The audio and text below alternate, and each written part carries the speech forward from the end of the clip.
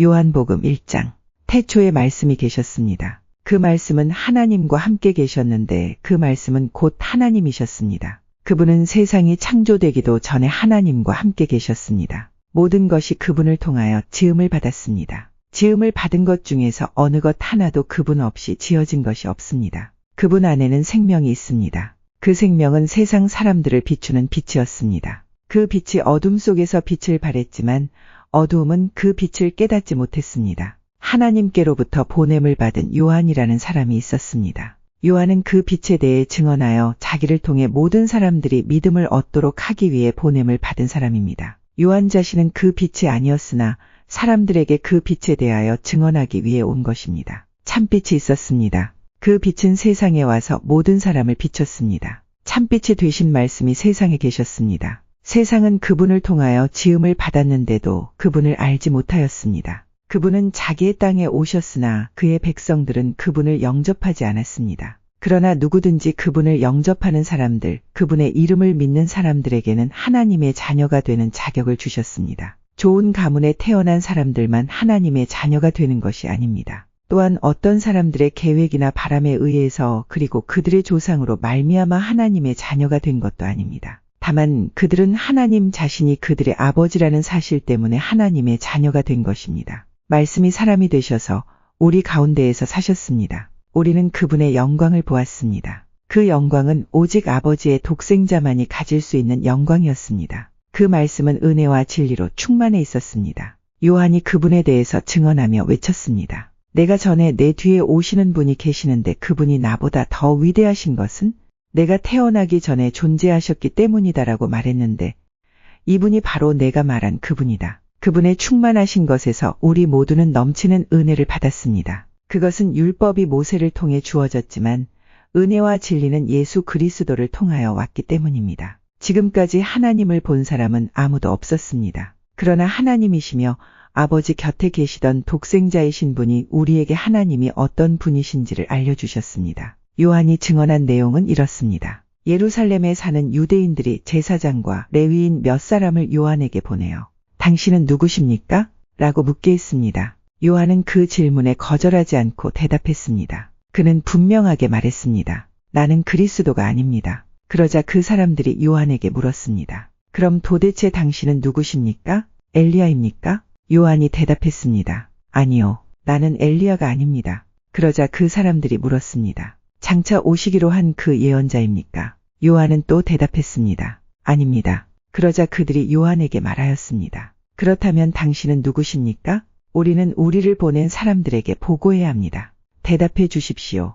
당신은 자신을 무엇이라고 생각하십니까? 요한은 그 사람들에게 이사야 선지자의 말씀을 인용하여 대답했습니다. 나는 광야에서 주님을 위하여 길을 곧게 만들어라 하고 외치는 사람의 소리입니다. 보냄을 받은 유대 사람들 중에는 바리새인이 보낸 사람이 있었습니다. 그 사람들이 요한에게 물었습니다. 당신이 그리스도도 아니고 엘리야도 아니고 예언자도 아니라면 왜 사람들에게 세례를 줍니까? 요한이 대답했습니다. 나는 사람들에게 물로 세례를 줍니다. 그러나 여러분 가운데 여러분이 알지 못하는 한 사람이 서 계십니다. 그분은 내 뒤에 오시는 분이지만 나는 그분의 신발끈을 풀 자격도 없는 사람입니다. 이 모든 것은 요한이 세례를 주던 요단 강 동편 베다니에서 일어난 일이었습니다. 다음 날 요한은 자기에게 오시는 예수님을 보고 이렇게 말했습니다. 보십시오. 세상 죄를 지고 가시는 하나님의 어린 양이십니다. 이분이 바로 내가 내 뒤에 오시지만 그분이 나보다 더 위대하신 것은 내가 태어나기 전에 존재하셨기 때문이다라고 말했던 분입니다. 나도 이분이 누구신지를 알지 못했습니다. 그러나 내가 물로 세례를 주러 온 이유는 이분을 이스라엘 백성들에게 알리기 위해서입니다.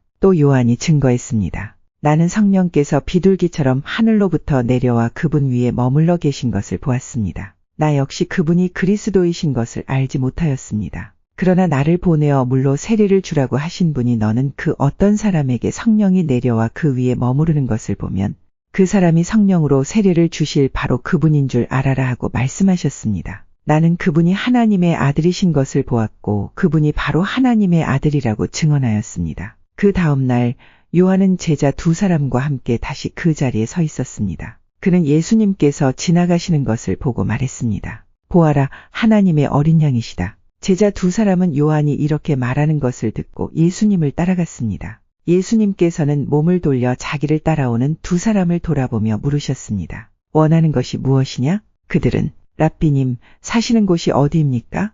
라고 말했습니다. 랍비라는 말은 선생이라는 뜻입니다. 예수님께서는 와서 보아라 라고 대답하셨습니다. 그래서 두 사람은 예수님과 함께 갔습니다. 그들은 예수님께서 머무르시는 곳을 보았고 그날 예수님과 함께 그곳에서 지냈습니다. 때는 오후 4시쯤이었습니다. 요한에게서 예수님에 대한 이야기를 듣고 예수님을 따른 두 제자 중 한 사람은 시몬 베드로의 동생 안드레였습니다. 안드레가 첫 번째 한 일은 그의 형 시몬을 찾는 일이었습니다. 그는 시몬에게 우리가 메시아를 찾았어 라고 말했습니다. 메시아란 그리스도를 가리키는 말입니다. 그리고 나서 안드레는 시몬을 예수님께 데려왔습니다. 예수님께서는 시몬을 보시고 내가 요한의 아들 시몬이구나. 이제 너를 게바라고 부르겠다 라고 말씀하셨습니다.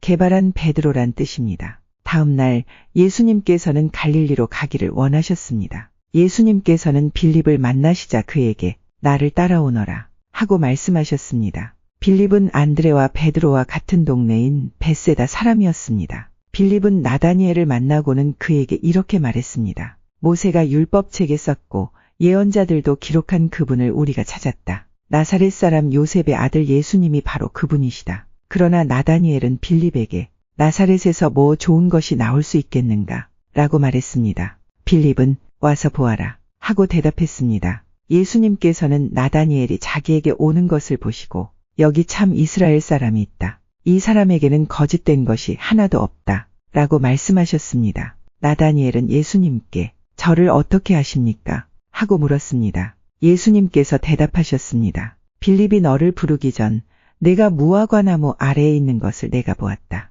나다니엘은 예수님께 선생님, 당신은 하나님의 아들이시며 이스라엘의 왕이십니다. 라고 대답했습니다. 예수님께서는 나다니엘에게 내가 무화과나무 아래에 있는 것을 내가 보았다고 말해서 나를 믿느냐? 그러나 너는 그것보다 더 큰 일을 보게 될 것이다. 라고 대답하셨습니다. 그리고 그들에게 내가 너희에게 진리를 말한다. 너희는 하늘이 열리고 하나님의 천사들이 인자 위에서 오르락내리락 하는 것을 보게 될 것이다. 라고 말씀하셨습니다. 요한복음 2장 3일째 되던 날에 갈릴리에 있는 가나라는 마을에서 결혼식이 열렸습니다. 예수님의 어머니도 결혼식에 참석하였고 예수님과 그분의 제자들도 결혼식에 초대받았습니다. 포도주가 바닥났을 때 예수님의 어머니가 예수님께 이 집의 포도주가 다 떨어졌구나 라고 말해 주었습니다. 예수님께서는 어머니, 왜 저에게 이런 부탁을 하십니까? 저의 때가 아직 오지 않았습니다. 라고 대답하셨습니다. 예수님의 어머니는 하인들에게 그분이 시키시는 일은 무엇이든지 하여라 하고 말해 두었습니다. 그 집에는 돌로 만든 물 항아리가 6개 있었습니다. 이 항아리는 유대인들이 정결 예식에 사용하는 항아리들이었습니다. 그것은 각각 물 2-3동이를 담을 수 있는 항아리였습니다. 예수님께서 하인들에게 항아리에 물을 채워라 하고 말씀하셨습니다. 하인들은 항아리에 물을 가득 채웠습니다. 그러자 예수님께서는 그들에게 자, 이제 그것을 퍼다가 잔치를 주관하는 사람에게 갖다 주어라 하고 말씀하셨습니다. 하인들은 물을 떠서 잔치를 주관하는 사람에게 갖다 주었습니다. 하인이 떠다 준 물을 잔치를 주관하는 사람이 맛보았을 때 그 물은 포도주가 되어 있었습니다. 그는 그 포도주가 어디서 난 것인지 알지 못하였지만 물을 가져온 하인들은 알고 있었습니다. 잔치를 주관하는 사람은 신랑을 불렀습니다. 그리고 그에게 사람들은 항상 처음에 좋은 포도주를 내놓고 손님들이 취한 다음에는 값싼 포도주를 내놓는 법인데 당신은 지금까지 가장 좋은 포도주를 보관하고 계셨군요.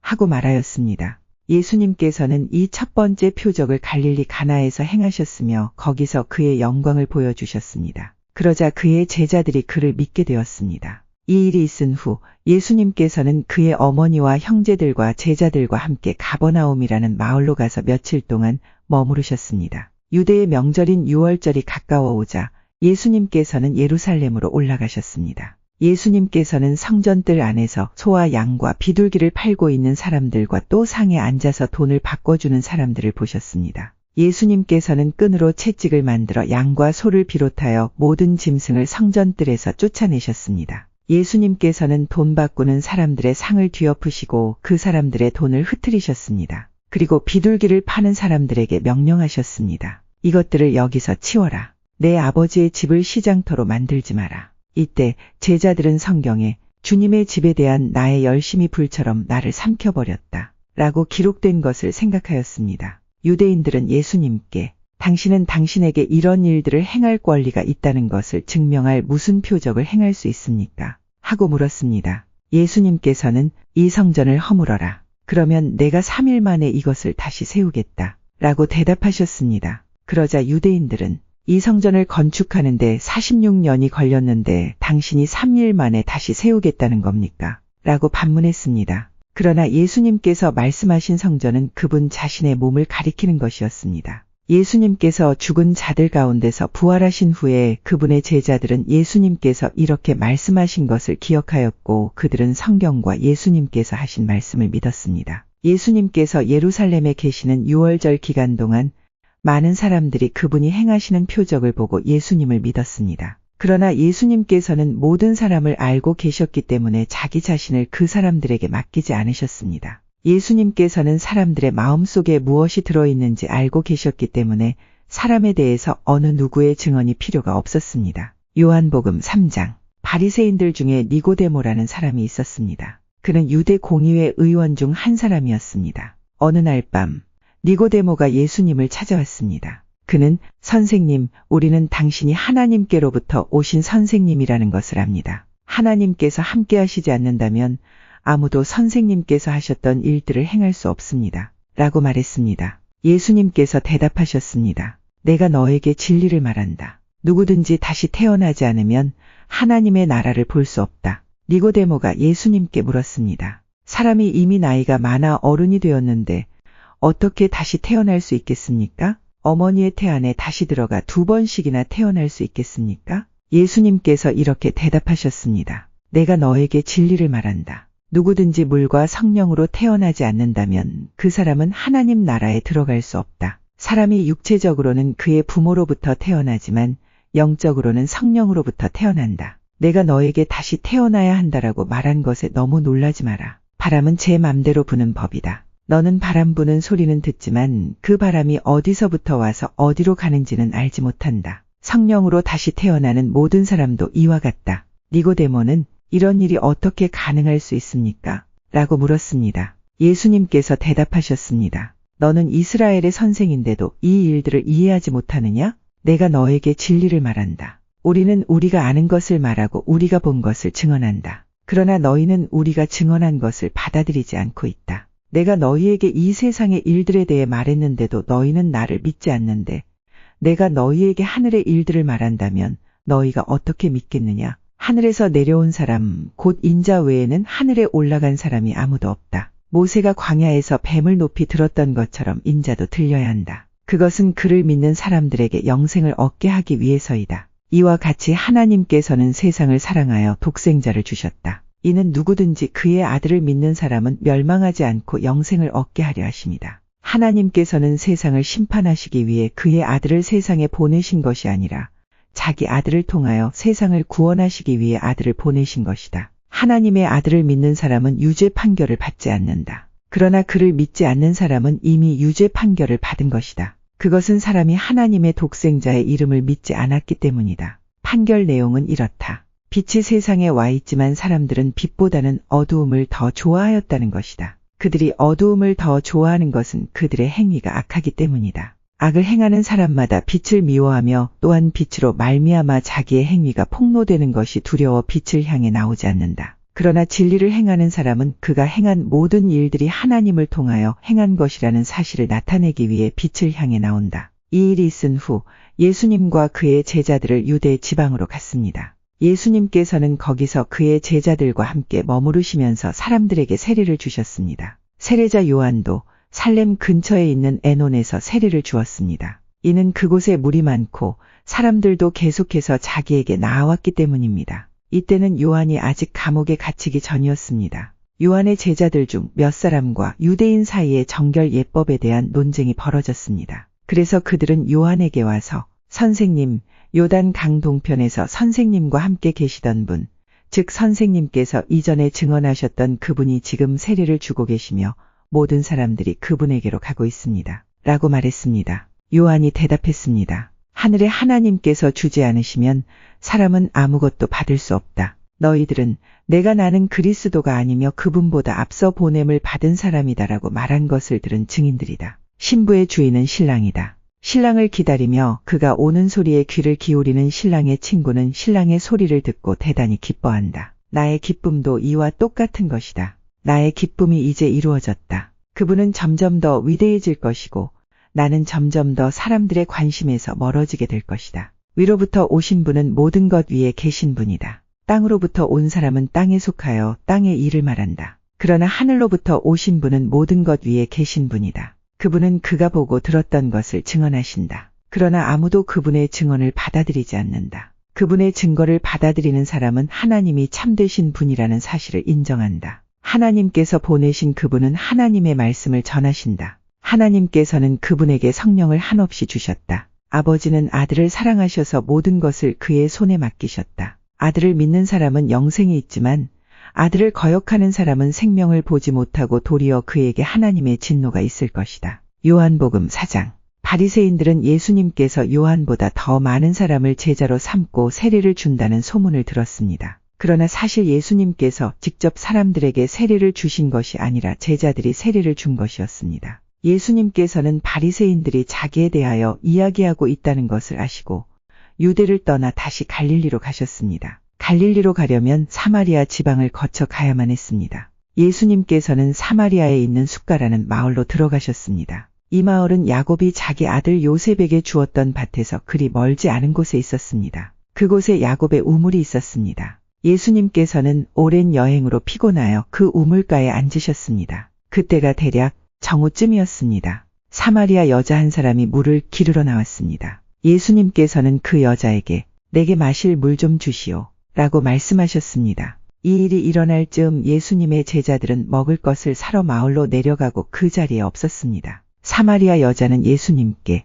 당신은 유대 남자고 나는 사마리아 여자인데 어떻게 나에게 마실 것을 달라고 할 수 있습니까? 라고 말했습니다. 당시 유대인들은 사마리아 사람들과 상종을 하지 않았습니다. 예수님께서는 그 여자에게 이렇게 대답하셨습니다. 당신이 하나님께서 주시는 선물이 무엇인지 또 내게 마실 것을 달라라고 말하고 있는 사람이 누구인지 알았더라면 오히려 당신이 그 사람에게 구하였을 것이고 그러면 그가 당신에게 생명의 물을 주었을 것이요. 그 여자가 말했습니다. 선생님, 당신에게는 물기를 도구도 없고 이 우물은 매우 깊은데 어디서 그 생명의 물을 구한단 말입니까? 당신이 우리 조상 야곱보다 더 큰 분이란 말씀이십니까? 야곱은 우리에게 이 우물을 주신 분입니다. 그분도 친히 이 우물에서 물을 끼러 마셨고 그분의 아들들과 가축들도 그렇게 했습니다. 예수님께서 이 물을 마시는 사람은 다시 목마를 것이요. 그러나 내가 주는 물을 마시는 사람은 누가 되었던 간에 영원히 목마르지 않을 것이요.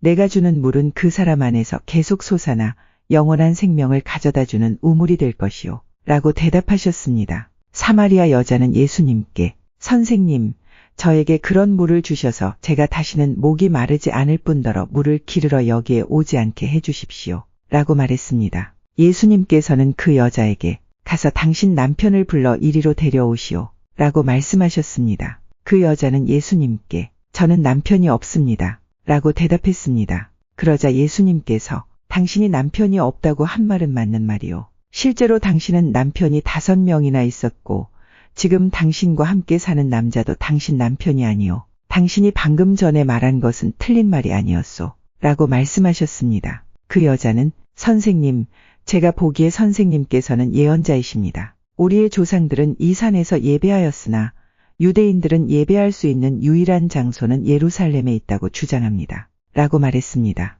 예수님께서 이렇게 말씀하셨습니다. 여인이여, 나를 믿으시오. 이 산에서도 아니고 예루살렘에서도 아닌 당신네들이 아버지께 예배할 때가 올 것이오. 사마리아 사람인 당신네들은 알지 못하는 것을 예배하나 우리 유대인들은 우리가 알고 있는 것을 예배하오. 그것은 구원이 유대인들로부터 나오기 때문이요. 그러나 참되게 예배하는 사람들이 영과 진리로 아버지께 예배할 때가 올 것인데 지금이 바로 그때요. 그리고 하나님께서는 이렇게 예배하는 사람들을 찾고 계시오. 하나님께서는 영이시기 때문에 하나님께 예배하는 사람들은 반드시 영과 진리로 예배해야만 하오. 그 여자는 그리스도라고 불리는 메시아가 오실 것이라는 사실을 알고 있습니다. 그분이 오시면 우리에게 모든 것을 설명해 주실 것입니다. 라고 말했습니다. 그러자 예수님께서 여자에게 말씀하셨습니다. 지금 당신과 이야기하고 있는 내가 바로 그 메시아요. 바로 그때 예수님의 제자들이 마을에서 돌아왔습니다. 그들은 예수님께서 여자와 이야기하고 있는 것을 보고 무척 놀랐습니다. 그러나 아무도 선생님, 무엇을 구하고 계십니까? 라거나 선생님, 무슨 일로 그 여자와 이야기를 하고 계십니까? 라고 묻는 사람이 없었습니다. 그 여자는 물 항아리를 버려두고 마을로 돌아가 사람들에게 말했습니다. 여러분, 이리 와서 내 과거의 일을 다 말해준 사람을 한번 보세요. 이분이 메시아가 아닐까요? 그러자 사람들이 마을에서 나와 예수님께로 왔습니다. 그 사이 제자들은 예수님께 선생님, 음식을 좀 드시죠. 라고 청했습니다. 그러나 예수님께서는 나에게는 너희들이 알지 못하는 먹을 음식이 있다. 라고 대답하셨습니다. 그러자 제자들은 자기들끼리 누가 예수님께 먹을 것을 갖다 드렸을까? 라고 말했습니다. 예수님께서 이들에게 말씀하셨습니다. 나의 음식은 나를 보내신 분의 뜻을 행하고 그분의 일을 완수하는 것이다. 너희들은 넉 달이 지나야 추수 때가 될 것이다 라고 말하지 않느냐. 그러나 나는 너희에게 말한다. 눈을 들어 밭을 보아라. 이미 곡식이 익어 추수할 때가 되었다. 추수하는 사람은 벌써 추수한 대가로 품삯을 받고 영생을 위한 곡식을 추수하는 중이다. 그래서 씨를 뿌린 사람은 추수하는 사람과 함께 기뻐할 수 있게 될 것이다. 그러므로 한 사람은 씨를 뿌리고 다른 사람은 추수한다라고 하는 말은 진리이다. 나는 너희들이 직접 수고하지 않은 것을 추수하라고 너희들을 보냈다. 다른 사람들은 수고하였고 너희들은 그들이 해놓은 수고의 결실을 얻게 되었다. 그 마을에 사는 많은 사마리아 사람들은 그 여자가 그분은 내 과거의 모든 일들을 나에게 말씀해 주셨어요. 라고 말한 것 때문에 예수님을 믿었습니다. 사마리아 사람들이 예수님께 그들과 함께 지내다 가시기를 청했으므로 거기서 이틀을 머무르셨습니다. 그래서 보다 많은 사람들이 예수님의 말씀을 듣고 예수님을 믿었습니다. 그들은 그 여자에게 더 이상 우리는 당신의 말 때문에 예수님을 믿는 것이 아니요. 우리가 이제는 예수님의 말씀을 직접 들었고 이분이 참으로 세상의 구세주라는 사실을 알았기 때문에 믿는 것이요. 라고 말했습니다. 이틀 후에 예수님께서는 그곳을 떠나 갈릴리로 가셨습니다. 전에 예수님께서는 예언자가 자기 고향에서는 존경을 받지 못한다고 직접 말씀하신 적이 있습니다. 예수님께서 갈릴리에 도착했을 때 그곳 사람들은 예수님을 환영했습니다. 왜냐하면 그 사람들은 유월절에 예루살렘에서 예수님께서 하신 모든 일들을 보았으며 또한 자신들도 유월절에 그곳에 있었기 때문입니다. 예수님께서는 갈릴리 가나를 또 방문하셨습니다. 이곳은 예수님께서 물로 포도주를 만드셨던 곳입니다. 이곳에는 높은 지위를 가진 왕의 신하 한 사람이 살고 있었습니다. 그 신하의 아들은 병에 걸려 가버나움에 있었습니다. 왕의 신하는 예수님께서 유대 지방에서 갈릴리로 오셨다는 소식을 듣고 예수님께 찾아가 가버나움으로 오셔서 자기 아들을 낫게 해달라고 간청하였습니다. 그 신하의 아들은 거의 죽기 직전에 있었습니다. 예수님께서 왕의 신하에게 말씀하셨습니다. 너희는 표적과 기이한 것들을 보지 않으면 전혀 믿으려 하지 않는다. 그 신하가 말했습니다. 선생님, 제 아들이 죽기 전에 가버나움으로 오십시오. 예수님께서 대답하셨습니다. 가시오. 당신 아들은 살 것이요. 그 사람은 예수님께서 자기에게 하신 말씀을 믿고 집으로 갔습니다. 그 사람은 집으로 가는 도중에 자기의 하인들을 만나 자기 아들이 살아났다는 소식을 들었습니다. 왕의 신하가 자기 아들이 낫게 된 때를 묻자 하인들은 어제 오후 1시 무렵부터 열이 떨어졌습니다. 라고 대답했습니다. 아이의 아버지는 그때가 바로 예수님께서 당신 아들은 살 것이요. 라고 말씀하신 그 시각과 정확히 일치한 것을 알고 자기와 그 집의 모든 사람이 예수님을 믿었습니다. 이것은 예수님께서 유대에서 갈릴리로 오신 후 행하신 두 번째 표적이었습니다. 요한복음 5장. 얼마 후 유대인의 명절이 되어 예수님께서는 예루살렘으로 올라가셨습니다. 예루살렘에 있는 양의 문 근처에 기둥 5개가 있는 연못이 있었습니다. 거기에는 히브리 말로 베데스다라고 씌어 있었습니다. 이곳에는 병약한 사람, 앞 못 보는 사람, 걷지 못하는 사람, 다리를 저는 사람 등 많은 병자들이 누워 있었습니다. 거기에 38년 동안 병을 앓아온 한 남자가 있었습니다. 예수님께서는 그 남자가 누워 있는 것을 보시고 그가 아주 오랫동안 병을 앓아온 사람이라는 것을 아셨습니다. 그래서 그에게 물으셨습니다. 낫기를 원하시오?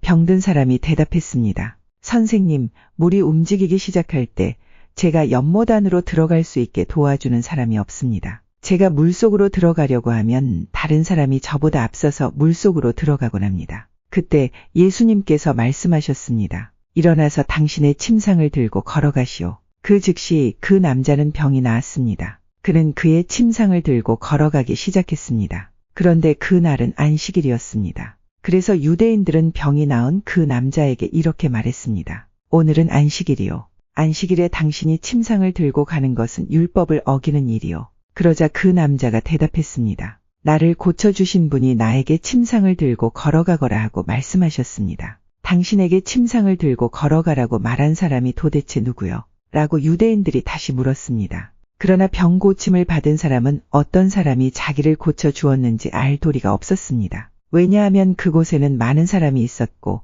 예수님께서는 이미 군중 속으로 사라진 뒤였기 때문입니다. 얼마 후 예수님께서 성전뜰에서 그 남자를 만나 그에게 말씀하셨습니다. 보시오. 당신은 이제 다시 건강해졌으니 더 악한 일이 당신에게 닥치지 않게 다시는 죄를 짓지 마시오. 그 남자는 그 자리를 떠나 유대인들에게 가서 자신을 고쳐주신 분이 예수님이라고 말했습니다. 그러나 예수님께서는 그들에게 이렇게 말씀하셨습니다. 내 아버지께서 지금까지 항상 일하시니 나도 일한다. 이 말 때문에 유대인들은 더더욱 예수님을 죽이려고 안달하였습니다. 그것은 그분이 안식일을 범할 뿐만 아니라 하나님을 자기의 친아버지라고 불러 자기를 하나님과 동등하게 여기고 있기 때문이었습니다. 그러나 예수님께서 말씀하셨습니다. 내가 너희에게 진리를 말한다. 아들은 어느 것 하나도 혼자서 할 수 없다. 아들은 다만 아버지께서 하시는 일을 보고서야 그것을 할 수 있을 따름이다. 그것은 아버지께서 무엇을 행하시든지 아들도 행하기 때문이다.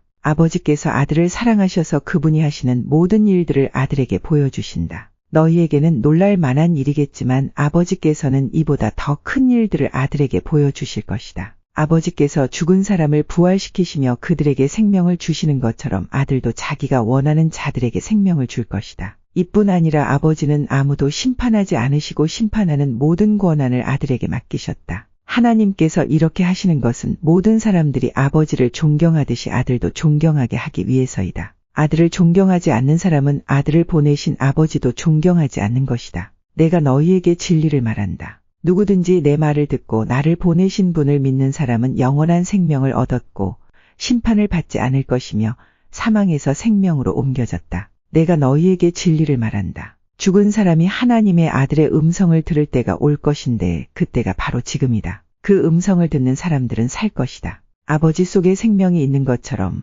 아버지께서는 아들에게도 생명을 주어 그곳에 있게 하셨다. 또한 아들이 곧 인자이기 때문에 아버지께서는 아들에게 심판할 수 있는 권한을 주셨다. 이 말을 한다고 놀라지 마라. 무덤 속에 있는 모든 사람들이 아들의 음성을 들을 때가 올 것이다. 선한 일을 한 사람들은 생명을 얻기 위해 부활할 것이며 악한 일을 한 사람들은 심판을 받기 위해 부활할 것이다. 나는 혼자서는 아무것도 할 수 없다. 나는 내가 듣는 대로만 심판을 한다. 그래서 나의 심판은 의롭다. 나는 내가 하고 싶은 것을 하려 하지 않고 오직 나를 보내신 분이 원하시는 것을 하려고 애쓴다. 내가 나 자신에 대하여 증언한다면 사람들은 내 증거를 참된 증거로 받아들이지 않을 것이다. 그러나 나에 대하여 증언하는 다른 분이 계시니 나는 그분이 나에 대하여 증언하는 것이 옳다는 것을 안다. 너희가 요한에게 사람을 보냈고 요한은 너희에게 진실되게 증언하였다. 그렇다고 해서 내가 사람에게서 증언을 받은 것은 아니다. 내가 이런 말을 하는 것은 너희가 구원을 얻을 수 있도록 하기 위해서이다. 요한은 타오르면서 빛을 내는 등불이었다. 너희는 잠시 요한의 빛 가운데서 기뻐하기를 원했으나 내게는 요한의 증언보다 더 큰 증언이 있다. 아버지께서 나에게 하라고 주셨고 지금 내가 행하고 있는 일들이 아버지께서 나를 보내신 것을 증언한다. 나를 보내신 아버지께서 친히 나를 증언해 주셨다. 너희는 지금까지 그분의 음성을 듣지도 않았고 그분의 모습을 보지도 않았다. 또한 너희는 아버지께서 보내신 사람을 믿지 않았기 때문에 하나님의 말씀이 너희 속에 머물러 있지도 않는다. 너희는 성경에서 영생을 얻을 수 있다고 생각하여 성경을 부지런히 연구하고 있는데 바로 그 성경이 나를 증언하는 것이다. 하지만 너희는 영생을 얻기 위해 나에게 오는 것을 거절하였다. 내가 사람에게서 영광을 받으려는 것이 아니다. 나는 너희가 어떤 사람인지를 안다. 너희에게는 하나님을 사랑하는 마음이 없다. 나는 나의 아버지로부터 받은 권세를 가지고 왔으나 너희는 나를 받아들이지 않는다. 그러나 다른 사람이 자기의 권세를 가지고 온다면 너희는 그를 받아들일 것이다. 너희는 너희끼리 영광받는 것을 좋아하면서도 하나님께로부터 오는 영광을 얻는 일에는 힘을 쓰지 않으니 너희가 어떻게 나를 믿을 수 있겠느냐? 내가 아버지 앞에서 너희를 고소할 것이라고 생각하지 마라. 너희를 고소하는 사람은 바로 너희가 소망을 두고 있는 모세이다. 너희가 모세를 믿었다면 나를 믿었을 것이다. 왜냐하면 모세가 기록한 것이 나에 관한 것이기 때문이다. 너희가 모세의 글을 믿지 않는데 내가 말하는 것을 어떻게 믿을 수 있겠느냐?